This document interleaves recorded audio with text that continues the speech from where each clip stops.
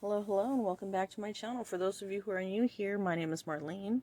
I'm the owner of M. Lopez Bath & Body Creations, and I'm a one-woman show. You'll see that not everything's perfect, but it's all handmade, and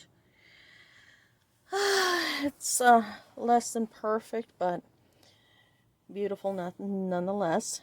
And today, I am a little bit, well, actually, I'm kind of really late for making this video, but here it is, me making bath bombs for Easter. You know, little spring stuff here and there. And I was already on a mission, and I was just cranking out bath bombs like you would not believe. So there's dust everywhere, colorant everywhere, baking soda just flung everywhere, and I'm surprised that apron is still, well, you know, I did kind of shake it out a few times because I just had all kinds of stuff falling into the pockets of that poor apron. And as a matter of fact, that's a really nice apron. I got it from a friend and neighbor vendor of mine in Orange by the name of Jeff, who makes really great stuff.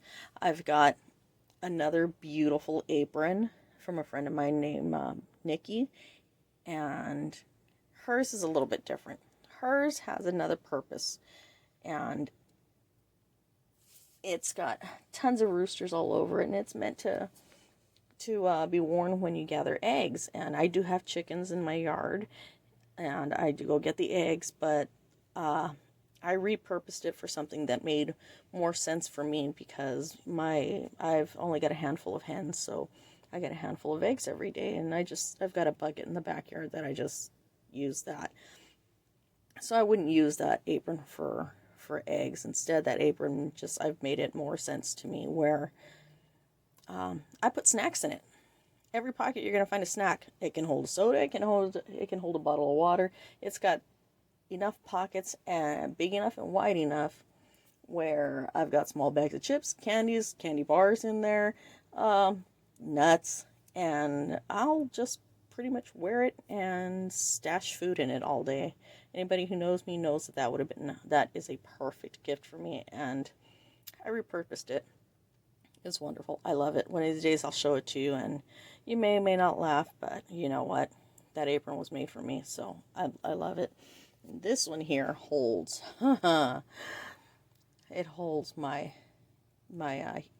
temperature gauge, or what is it, my little temperature thermometer gun thingy bobber, and it holds whacking spoons, it holds scissors, markers, and pens galore, of course. Yeah, I even think it has a roll of tape in there somewhere. I don't know, I lost it. I know it's got to be in that apron. I just can't find the apron now because I threw it in a laundry hamper, and I don't like doing laundry. Anywho, I love this green. That green, I believe, is emerald green by the fizzfairy.ca. And as of right now, they are the only dyes I've ever used, I should say. I've never tried anybody else's. I love them. They're super concentrated. And, you know, if push came to shove, yes, I would try somebody else's because you know, why not? You know, my thing is that, you know, I've got favorites. I stick to my favorites, but, ugh, there's me butterfingers dropping everything. With the pandemic and then a lot of shortages and huge lead times when it comes to getting what you need, I realized by watching another YouTuber that we need to have alternatives. So I will be finding other alternatives, closer alternatives, but really what I did was I ended up loading up on big 4-ounce jars of my favorites from the fizzfairy.ca. So at least I'm hoping for another 6 to 9 months I won't need to order all the way from Canada, but I've always had great shipping, great results, great turnaround and lead times with them. So yes, I'll experiment, but I don't foresee myself going anywhere anytime soon. Although I do have favorite colorants, you know, elsewhere for my micas. And diverse suppliers as well. But yay, pretty eggs. I love these eggs. They look so pretty. And of course, these ones are scented in eucalyptus mint tea, which is everybody's favorite. And quite honestly, by a narrow margin, too. I've got Love's Spell and my black raspberry vanilla that I call black raspberry now. And a few others that are pretty close.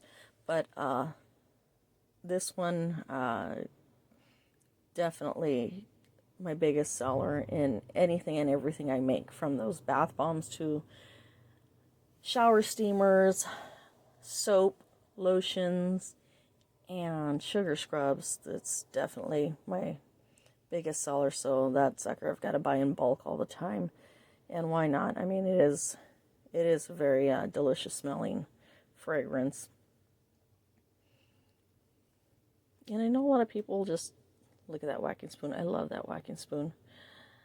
I had to buy those like in a 5-pack, and it's just an iced teaspoon. You'd think it was flimsy or thin, and nope, it's actually a nice heavy spoon. It's very well balanced, so it's quickly become one of my favorites. It's taken over from the ice cream scoop. But what was I saying? Oh yeah, I love that. I love that fragrance. Everybody loves that fragrance, and today is just going to be a bath bomb making kind of day. Oh.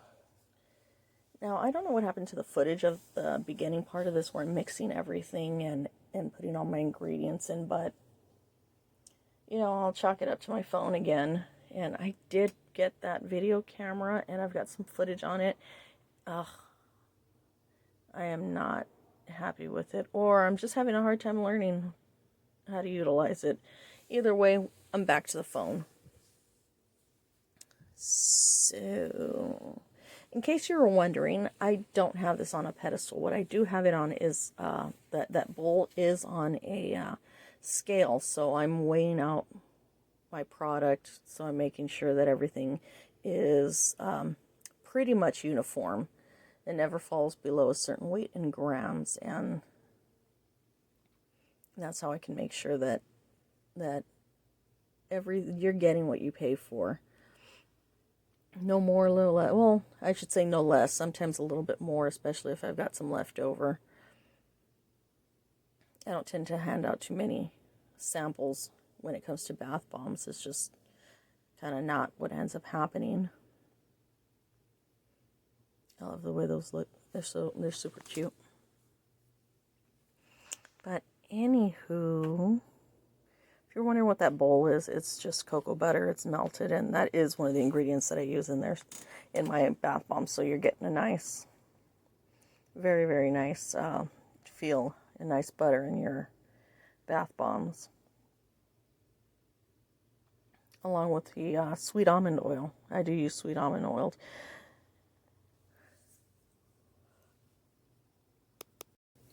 Now, in my area, it's pretty dry, so I tend to use water or witch hazel, and go a little heavy on my oils as well. It's usually very, very dry, and right now during the winter, it's falling below 25% humidity, and I've noticed that I've either got to change up my recipe depending on the humidity, or I have to, modify my recipe. And right now I'm kind of going back and forth modifying my recipe, seeing what works for me. But now we're starting on a new color. And that would be, I believe it's yellow number 5. So I'm going to get a nice vibrant yellow out of this huge batch of bath bombs. It's gorgeous. And that's just water out of a thermos. I make sure that that water is very, very hot. It's usually steaming, so that it'll, what they call blooming the dyes. And really, it's just, it integrates the dyes a whole lot easier if the water is nice and hot. So I do measure out my water, my oils, everything is pretty precise. I don't overdo it. It has to have what it has, or it just doesn't work right. It took me 2 years to figure out how to make bath bombs because they were just a pain in the rear end. And yes, I do use polysorbate. Even though they're dyes and they don't need it, I don't use it for the dyes. I use it for the oils and the butters that I use in my formula to make sure that they do emulsify, or I should say that they disperse well in the tub and you don't have too slick or slippery of a bathtub when it comes time to exit. I'm just looking for my fragrance oil. That one is one of my few Nurture fragrance oils. That's Smell the Rainbow. It smells just like Skittles. Love it. And of course, I ended up with a notification on my cell phone. Sorry about that. Anywho, yes, mix. It does get kind of cloudy. That's how I know it's mixing well. So, that's great. Yes, let there be light. Everything was getting kind of dark already, so it was time to turn on the lights.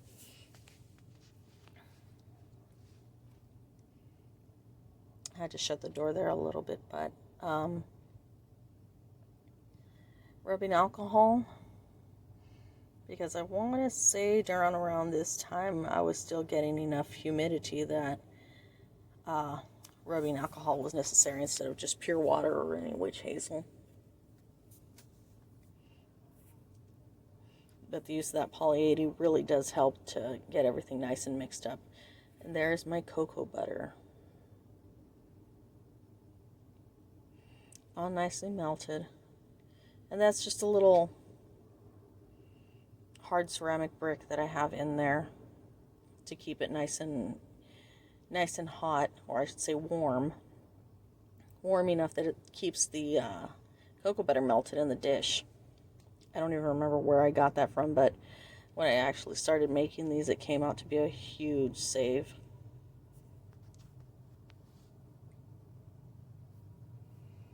See, dust everywhere. All of that is just from all those powders flying all over the place. And you can see I've got bath bomb molds everywhere. I've got jugs, containers. My whole workspace is just a hot mess, and I need to get a tub that I just throw all the dirty dishes in so that I can wash at the end of the night. You guys wouldn't believe the mess that I normally have. So many dishes, so much of everything all over the place. I make so many different things. It's just hard to keep everything neat and organized. The good thing is that I'm able to transition from one thing to another pretty quickly, but since, I hate doing dishes the same way I hate doing laundry. So stuff just piles up, and then I'm looking at it like, I gotta take care of that. But anywho, now I'm just adding all my liquids into my dry ingredients, except for the citric acid. There's no citric acid in that just yet. I don't I don't put that in there until much later. All of this has to be well incorporated and made sure that it's right before I put in that citric acid. I know it looks like a bit of a mess, but believe me, it works out. And then it just turns super bright, super vibrant. I love the way that yellow looks. And I don't have the most expensive mixer. I don't even have a brand name mixer. This is just a mixer that I bought at Wally World. And I do love it. Look at me, Butterfingers. I'm always dropping stuff. But it works well, and it was one of the defining reasons why I'm able to make bath bombs, because quite honestly, my hands are just kaput. You see where I'm dropping stuff. And sometimes the strength in my hands is just not happening, so mixing by hand can just be way too much for me to get through. And it was, buying that mixer was one of the defining factors of me being able to make all of this again, or at least try making all of this again. I got one. and it was a great save. I mean, I don't think I spent more than $100 over at Wally World. So anybody wants to make their life a little bit easier, if you can come up with $100, I highly recommend it. It doesn't need to be an expensive wood, it just needs to work. Now that everything's mixed well, I'm just adding my tub O citric acid. I love how vibrant that yellow is. It's beautiful.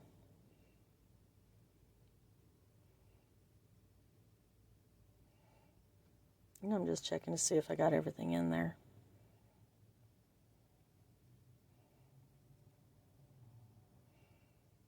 And my stand mixer is really not very big, so my batch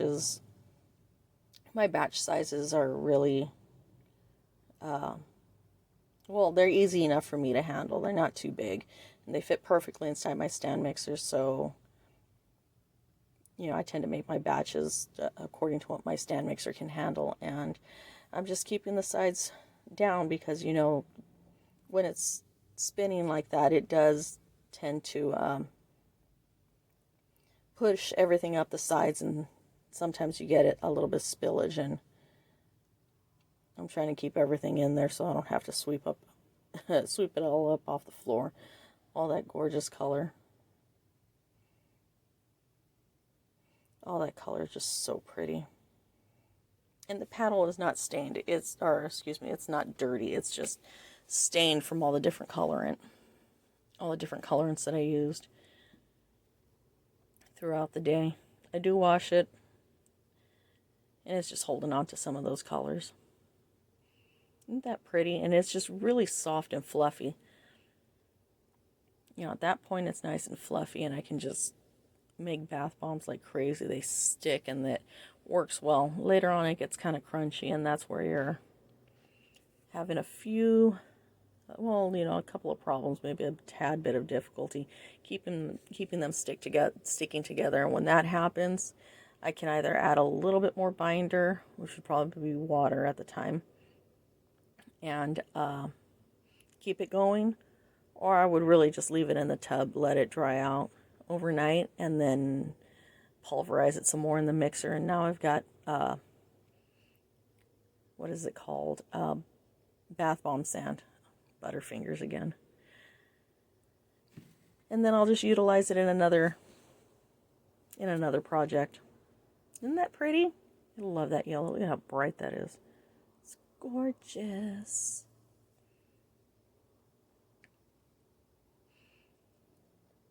And I do generally poke a hole right down the middle. Supposedly it helps them float. You know what? I don't know. It's an egg. Sometimes they float, sometimes they don't. It's not a guarantee. For me, at this point, it's just turned into a habit where I'm poking holes in my eggs. In most of my bath bombs anyway. Look, he just doesn't want to stay. Stop it.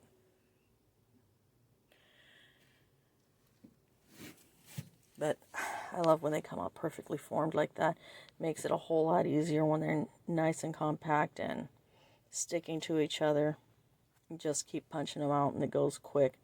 Once they start giving me problems, I get frustrated, and then I've got to put it away.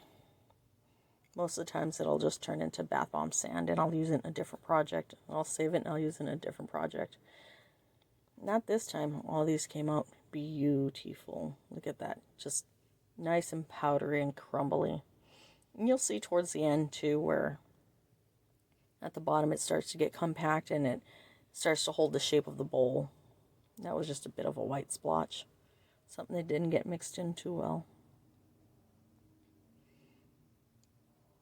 And I like to form the top just to make sure that the bottom of that egg is nice and full. And it's taking the shape that it's supposed to.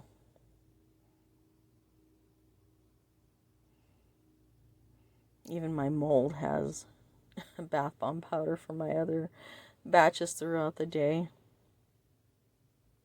That's all I did. It was just a bath bomb making kind of day.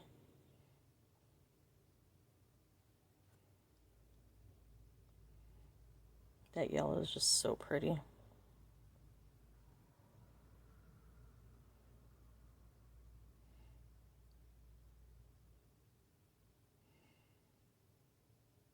See that? It's getting a little hard to scoop out over there at that very bottom end. And that's when it's time to mix it up a little bit. It's already forming towards, forming the shape of the bowl.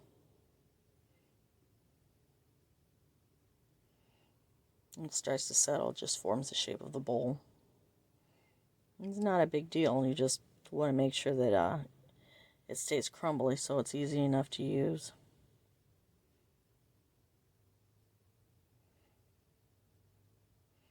That yellow and black are a nice contrast.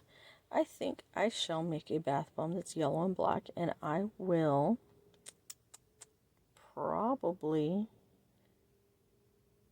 find a nice honey scent to it. See, I've already got the little hamster wheel going. See if I can make a nice little black and yellow bath bomb with a honey fragrance to it. Maybe a honey and almond, that'd keep it nice and sweet.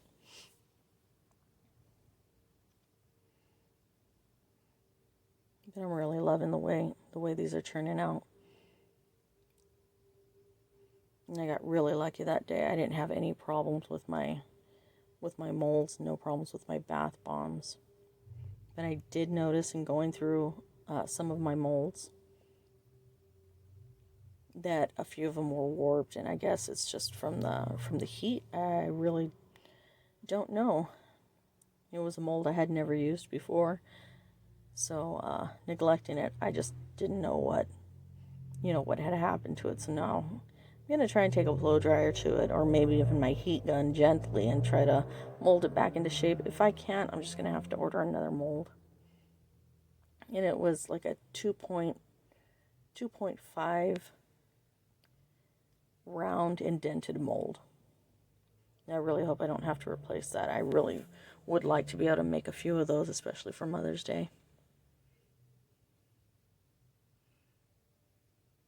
You'll love that yellow.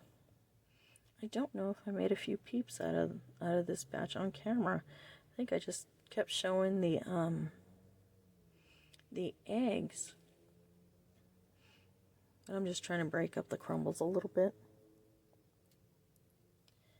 And I actually did talk through this entire video, but I believe I had kids coming in and out. I had my nephew coming in and out making fun of me because of my apron. And what else? I think I had my dog barking like crazy. And I think I also had the goose down the street honking just so super loud. Like if he got loose and he was just a few houses closer. Come to think of it, I haven't heard him all day today. I wonder if he's okay. They ended up cooking that poor little guy.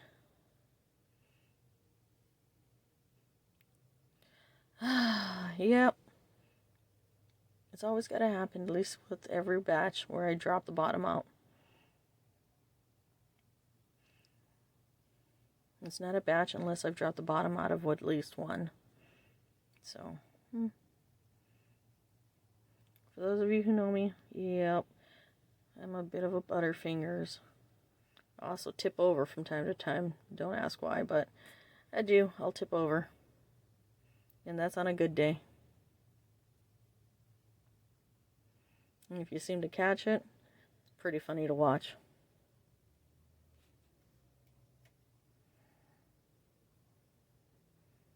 I just love the way these eggs pop out. And here they are shrink wrapped.